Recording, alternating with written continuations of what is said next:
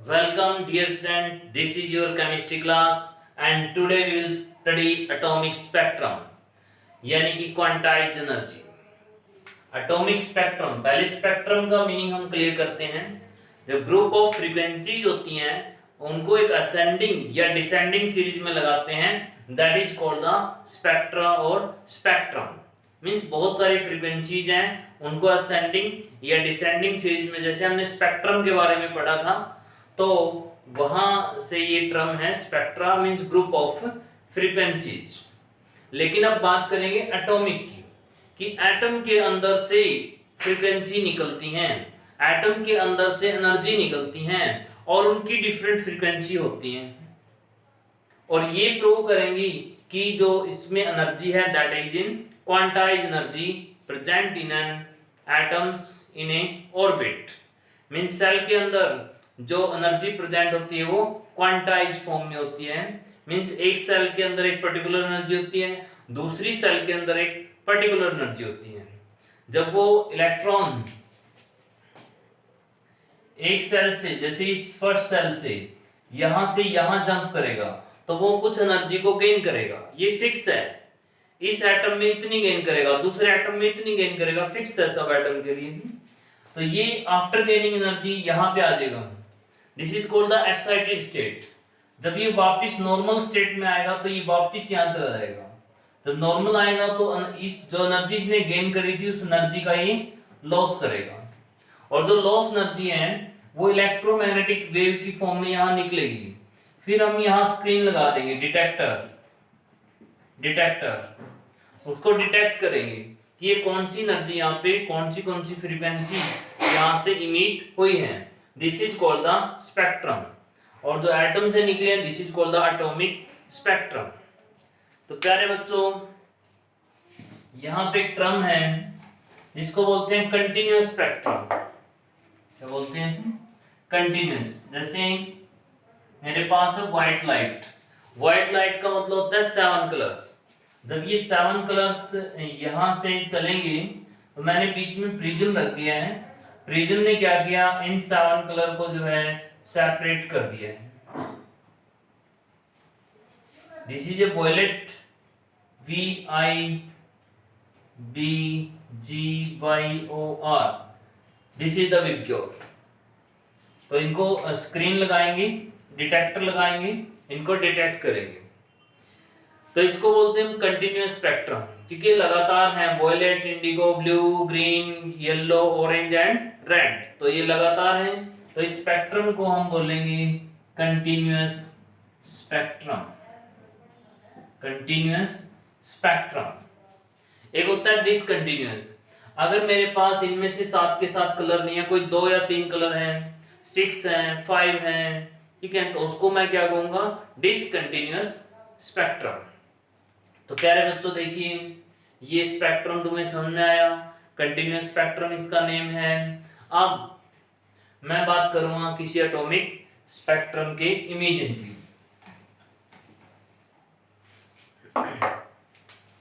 मैं अब पढ़ूंगा atomic imagine spectrum. Imagine spectrum, atomic imagine spectrum. जैसे ये कोई सैंपल है, एटम्स है, कोई सब्सटेंस है, तो इसको मैंने कुछ एनर्जी दी।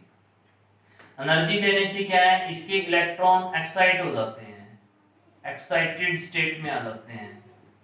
तो जब वो एक्साइटेड स्टेट में आएंगे थोड़ी देर में वो ग्राउंड स्टेट में आएंगे। जब वो ग्राउंड स्टेट में आएंगे तो वो कुछ एनर्जी का लॉस करेंगे, और जो एनर्जी का लॉस करेंगे वो एनर्जी यहां से चलेगी, जो भी एनर्जी है। तो उसमें क्या किया हमने, प्रिज्म का यूज किया। प्रिज्म ने क्या किया, उनको सेपरेट कर दिया। फिर यहाँ पे डिटेक्टर लगाया और उनको ऑब्जर्व किया, तो पता लगा कि ये तो 2 कलर है, yellow and green, yellow and green, I get 2 colour. तो ये क्या हुआ, डिसकंटिन्यूअस में है और ये एटॉमिक इमेजन स्पेक्ट्रम है, क्योंकि एटम ने कुछ लाइट को, कुछ एनर्जी को इमिट किया है, इमिट से इमेजन बना है। और वो जो इमिटेड लाइट है, इमिटेड एनर्जी है, उसको हमने जो है एक स्पेक्ट्रम तैयार कर दिया है कि वो जो एनर्जी रिलीज हुई उसमें कौन से फ्रीक्वेंसी वहां पे प्रेजेंट थी और उनको एक सीरीज में लगा दिया है। तो this is called the atomic emission spectrum. तो यहाँ एटम से हो सकता है येलो कलर भी निकले, हो सकता है ग्रीन भी निकले, हो सकता है यहाँ इस पर्टिकुलर एटम से 4 कलर भी निकले, हो सकता है कि 7 के 7 कलर भी निकलेंगे। तो जो भी कलर यहाँ से निकलेंगे वो स्क्रीन पे आ जाएंगे। This is called the atomic emission spectrum. अब हम बात करते हैं एटॉमिक ऑब्जर्वेशन स्पेक्ट्रम क्या होता है। ऑब्जर्वेशन स्पेक्ट्रम,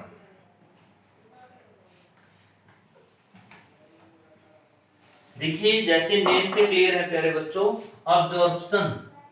मैं यहां से व्हाइट लाइट को भेज रहा हूं। व्हाइट लाइट का मतलब क्या होता है, जिसमें 7 कलर प्रेजेंट होते हैं। जैसे इसमें इसके 7 कलर प्रेजेंट है, तो इस व्हाइट लाइट को मैंने एक सैंपल से पास किया और फिर जो आगे लाइट पास हुई, यहां से इसको पास किया, इसमें से पास हुई, फिर आगे मैंने इसमें प्रिज्म रखा। प्रिज्म ने क्या किया, इन लाइटों को सेपरेट किया, 1 2 3 ऐसे। मान लो कि ये वॉयलेट है, ये ब्लू है और ये रेड है। लेकिन जो बाकी जो कलर हैं, violet, indigo, indigo, blue, green, yellow, orange, ये इस तरीके से देखिए यहां से व्हाइट लाइट चली। अगर ये सैंपल नहीं होता,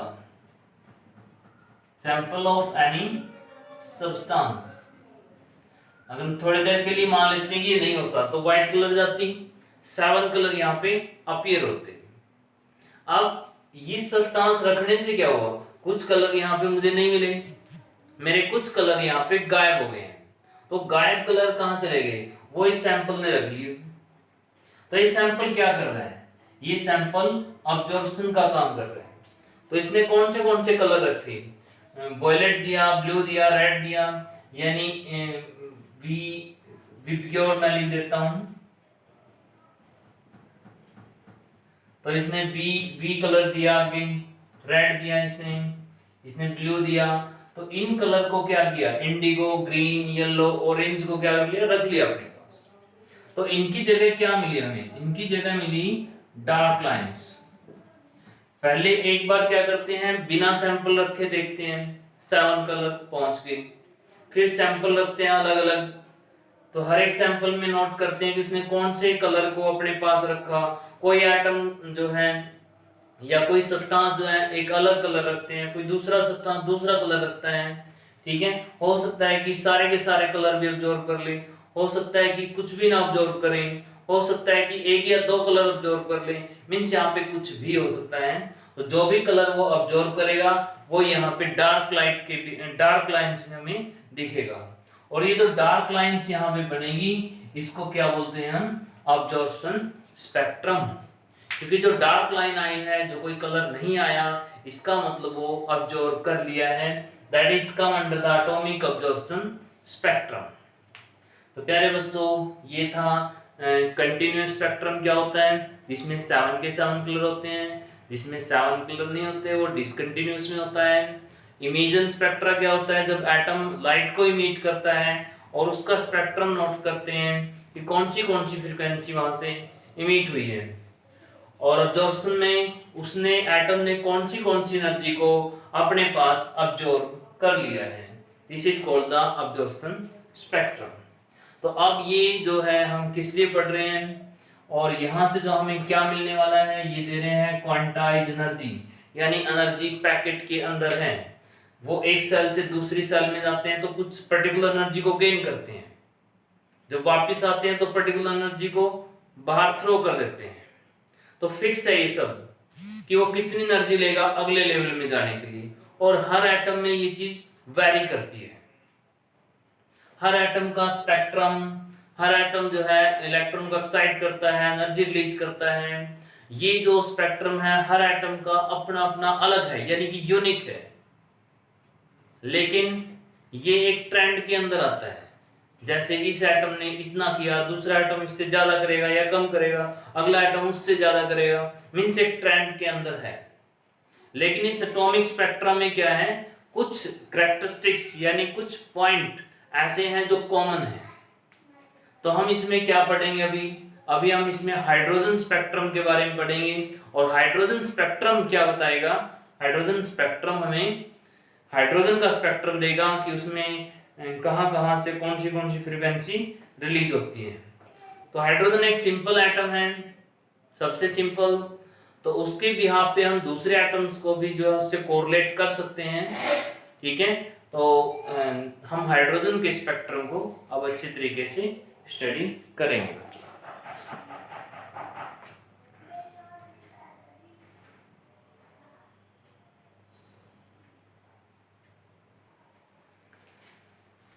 तो देखिए प्यारे बच्चों, this is the hydrogen spectrum.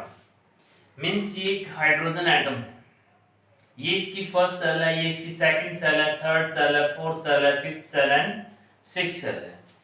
देखिए हाइड्रोजन में तो प्यारे बच्चों एक ही इलेक्ट्रॉन होता है, उसकी तो एक ही सेल होती है। लेकिन क्या है कि हम पाथ तो शो कर सकते हैं। मीन्स चलो इलेक्ट्रॉन फर्स्ट सेल में रिवॉल्व कर रहे हैं, लेकिन सेल तो सेकंड भी है, सेल तो थर्ड भी है, और वो क्या है, वो एम्प्टी है उसकी। तो हम हाइड्रोजन एटम से जो है सारे एटम्स को कोरिलेट करने जा रहे हैं। तो समझिए कि इसके पास मान लो कि 5 इलेक्ट्रॉन हो जाते हैं, तो 5 इलेक्ट्रॉन भी तो कहीं घूमते, सेकंड सेल लेनी पड़ती, थर्ड लेनी पड़ती, एंड सो ऑन। तो हम हाइड्रोजन को समझ रहे हैं कि देखिए इसकी फर्स्ट सेल है जिसमें इलेक्ट्रॉन रिवॉल्व कर रहे हैं, ये सेकंड है, थर्ड है, फोर्थ है, फिफ्थ है और ये सिक्स्थ है। अब बात ये क्लियर हो गई कि इलेक्ट्रॉन जो है नेक्स्ट सेल में जंप कर सकता है, जा सकता है। अगर ये इलेक्ट्रॉन एनर्जी गेन करेगा तो नेक्स्ट में जाएगा, ये एनर्जी गेन करेगा तो नेक्स्ट में जाएगा, और ये एनर्जी गेन करेगा तो नेक्स्ट में जाएगा, और इस तरीके से इलेक्ट्रॉन बाहर भी निकल सकता है। जैसे जैसे प्यारे बच्चों इलेक्ट्रॉन एनर्जी गेन करता जाएगा तो एटम जो है सेल आउटर सेल में जाता रहेगा, और धीरे धीरे वो आउट भी हो सकता है, उस एटम से बिल्कुल बाहर निकल जाएगा। तो प्यारे बच्चों अब ये देखना है, ये तो पता लग गया कि एनर्जी जो है इस साइड इंक्रीज करती है। तो हम बात कर रहे हैं स्पेक्ट्रम की, यानी कि एक पर्टिकुलर एटम में से कौन कौन सी एनर्जी यहां से निकलती हैं और उनकी क्या क्या फ्रीक्वेंसीज हैं। तो यहां जब हम देखेंगे इसको, जैसे कोई सेकंड सेल में कोई इलेक्ट्रॉन है, वो एक्साइट हो गया, सेकंड में चला गया, अब फर्स्ट में आ रहा है, एक्साइट होके थर्ड में चला गया, थर्ड से फर्स्ट में आ रहा है, फोर्थ से फर्स्ट में आ रहा है, फिफ्थ से फर्स्ट में आ रहा है। मीन्स हम पहले ये ऑब्जर्व कर रहे हैं, किसी भी आउटर सेल से जब वो इलेक्ट्रॉन फर्स्ट में आता है, हमें उसको कुछ एनर्जी दी, हो सकता है कि वो सेकंड सेल में चला गया हो सकता है कि वो थर्ड में चला गया एक्साइट होके, हो सकता है फोर्थ में गया है, फिर वापस ग्राउंड स्टेट में आएगा फर्स्ट के अंदर। तो हम ये पढ़ रहे हैं। तो अब यहाँ पे क्या है, जब वो सेकंड से फर्स्ट में आया तब उसकी अपनी कुछ एनर्जी रिलीज हुई, थर्ड से फर्स्ट में आया तब उसकी अपनी कुछ एनर्जी रिलीज हुई, फोर्थ से फर्स्ट में आया तब उसकी कुछ और एनर्जी रिलीज हुई। तो यहाँ पे एक डिफरेंट फ्रीक्वेंसी का ग्रुप मिल जाता है, और उस फ्रीक्वेंसी के ग्रुप को हम जो है लेमन सीरीज के नाम से पढ़ते हैं। कि कहीं से भी इलेक्ट्रॉन जंप करता है, वापस रिटर्न करता है फर्स्ट में, तो जितनी फ्रीक्वेंसी निकलती हैं वो सारी फ्रीक्वेंसी का ग्रुप हम किस में स्टडी करते हैं, लेमन सीरीज के अंदर। ये साइंटिस्ट के नेम है, जिसने उसको डिस्कवर किया उसी के नेम पे उस सीरीज का, उस स्पेक्ट्रम का, उस ग्रुप ऑफ फ्रीक्वेंसी का नेम यहाँ पे दिया गया है। तो इसी तरीके से ये भी हो सकता है कि वो थर्ड से जब सेकंड पे आएगा तब कुछ और एनर्जी निकलेगी, फोर्थ से जब सेकंड पे आएगा तब कुछ और एनर्जी निकलेगी। तो कहीं से भी जब वो सेकंड पे आएगा तो थर्ड से आए, फोर्थ से आए, फिफ्थ से आए, फिर एनर्जी निकलेगी, वो पहले वाली से अलग होंगी। तो उसका नेम होगा बामर सीरीज, BALMER, बामर सीरीज। ऐसे ही फिर थर्ड पे आए, फोर्थ से थर्ड पे आ जाए, फिफ्थ से थर्ड पे आ जाए, सिक्स से थर्ड पे आए, तो तब भी कुछ फ्रीक्वेंसीज यहाँ से एनर्जी निकलेगी और उनकी डिफरेंट फ्रीक्वेंसीज होंगी और उनके ग्रुप को नाम दिया गया है पास्टन सीरीज। ऐसे फोर्थ पे आए, पांचवें से फोर्थ पे आ जाए, 6 से फोर्थ पे आए, 7 से फोर्थ पे आए तो उसको देते हैं ब्रैकेट, और फिफ्थ पे आए तो पफेंट बोलते हैं, आउटर टू फिफ्थ। ठीक है, देखिए ये क्या है, outer to 1, outer to second, outer to third, outer to fourth, outer to fifth. तो जब डिफरेंट फ्रीक्वेंसीज इनके निकलती हैं तो उनके अपने अपने ग्रुप बनाए गए हैं, Lyman series, Balmer series, Paschen series, Brackett series और पफेंट सीरीज। सबसे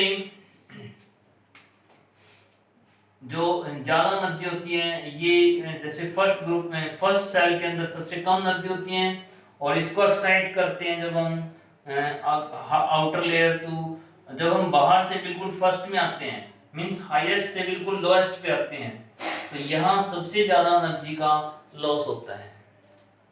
जब हम फर्स्ट सेल में आते हैं हायर टू तो सबसे ज्यादा एनर्जी का लॉस होगा। जब हम हायर टू किसी भी हायर से, मान लो हम 7th से कंपेयर कर रहे हैं, 7th से फर्स्ट पे आए, एक 7th से सेकंड पे आए, तो किस में ज्यादा एनर्जी रिलीज होगी, तो 7th से फर्स्ट वाले में एनर्जी ज्यादा रिलीज होगी, 7th से सेकंड वाले में कम एनर्जी रिलीज होगी, क्योंकि गैप कम है तो एनर्जी भी कम रिलीज होगी, गैप ज्यादा है तो एनर्जी भी मोर रिलीज होगी। तो जो फर्स्ट केस है ये बहुत एनर्जेटिक होता है, सबसे ज्यादा एनर्जेटिक लेमन सीरीज है और सबसे कम एनर्जेटिक पफेंट सीरीज है। देखिए सबसे ज्यादा एनर्जेटिक ये तीनों जो सीरीज हैं, ये एक आती है यूवी के अंदर, एक आती है इन विजिबल के अंदर और एक आती है इंफ्रा ग्रुप के अंदर। तो बता सकते हो बच्चों कि यूवी के अंदर कौन सा ग्रुप आएगा, तो यूवी के अंदर आएगी सबसे ज्यादा एनर्जेटिक यानी कि लेमन सीरीज, विजिबल के अंदर आएगी बामर सीरीज, और जो इंफ्रा है इन तीनों के अंदर कौन सी है, लेस एनर्जेटिक यानी कि इंफ्रारेड रेडिएशंस के अंदर ये ग्रुप आएंगे। तो देखिए प्यारे बच्चों, इसको हम ऐसे भी समझ सकते हैं, ये हाइड्रोजन की first cell, second cell, third, fourth, fifth, जब कहीं से भी सेकंड से फर्स्ट पे आए, थर्ड से फर्स्ट पे आए या फोर्थ से फर्स्ट पे आए, तो यहाँ पे कौन सी जो एनर्जी निकलती है और उनकी जो फ्रीक्वेंसी का ग्रुप होता है तो उसको किस नेम से बोलते हैं, हम लेमन सीरीज के नाम से बोलते हैं। जब हम हायर टू सेकंड आते हैं, हायर टू सेकंड आते हैं, कहीं से भी आए हायर टू सेकंड, तो इसको बोलते हैं बामर सीरीज। यहाँ से जो फ्रीक्वेंसी निकलेंगी और उनका जो ग्रुप होगा that will called as the Balmer series. ऐसे ही जब हम थर्ड पे आते हैं, ये थर्ड है, higher to third, higher to third, तो इसको पास्टन बोलते हैं, पास्टन सीरीज। जब हम हायर टू फोर्थ आते हैं, ये फोर्थ है, हायर टू फोर्थ, तो इसको बोलते हैं ब्रैकेट, ब्रैकेट। और जब हम फिफ्थ पे आते हैं तो हायर टू, तो इसको बोलते हैं पफेंट सीरीज। तो ये जो है एक ग्रुप यहाँ पे स्पेक्ट्रम जिसको हाइड्रोजन का बोलते हैं, कि जब हायर टू लोअर आते हैं तो एनर्जी रिलीज होती हैं, और एनर्जी रिलीज होती है उनकी अपनी अपनी फ्रीक्वेंसीज होती हैं।